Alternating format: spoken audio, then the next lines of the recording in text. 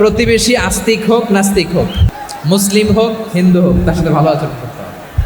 বিষ্ণু ঈসা ইসলাম ওনার ইহুদি প্রতিবেশীর বাসায় যেতেন। কোন প্রতিবেশী? ইহুদি। এক ইহুদি কিশোর বিষ্ণু ঈসা ইসলামের খেদমত করতে, ইহুদি ছেলে আমার নবীর খেদমত করতো, তারা ছিল নবীর প্রতিবেশী। তো অনেক দিন হয় ইহুদি ছেলেটা আসে না। বিষ্ণুনবী খোঁজ দিলেন, ঘটনা কি? একটা ইহুদি ছেলে না আমার খেদমতে আসতো, ছেলেটা কই? খোঁজ নিয়ে জানলেন ছেলেটা অসুস্থ। বিষ্ণু ঈসা ইসলাম ওই ইহুদির বাড়িতে চলে গেলেন ওই ছেলেটাকে দেখা করার জন্য, ভিজিট করার জন্য। সুবহানাল্লাহ পড়বেন না?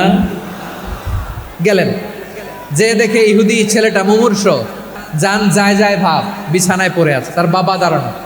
বিশ্বনবী তার মাথার পাশে বসলেন, মাথায় হাত বুলিয়ে দিলেন, আর ছেলেটাকে বললেন, আসলিম, হে ইহুদি ছেলে, আসলিম, ইসলাম ধর্ম গ্রহণ করো। তো ছোট্ট ছেলে ভাবে আমরা ইহুদি, এখন ইসলাম ধর্ম গ্রহণ করলে আব্বা যদি বকা দেয়, ফানাযারা ইলা ওয়াজহি আবি, ছেলেটা তার বাবার চেহারার দিকে তাকালো, দেখে আব্বা কি কয়। আব্বা যদি বলে তাইলে ইসলাম ধর্ম গ্রহণ করবে। ইহুদি ছেলেটা তার বাবার দিকে যখন তাকালো, ওর বাবা বলে, আতি আবুল কাসেম, আবুল কাসেম যা বলে তাই করো। আবুল কাসেম হচ্ছে বিষ্ণু ঈসা ইসলামের একটা কুনিয়াত, উপনাম। আবুল কাসেম যা বলে তাই শোনো, মানে মোহাম্মদ যা বলে তাই শোনো।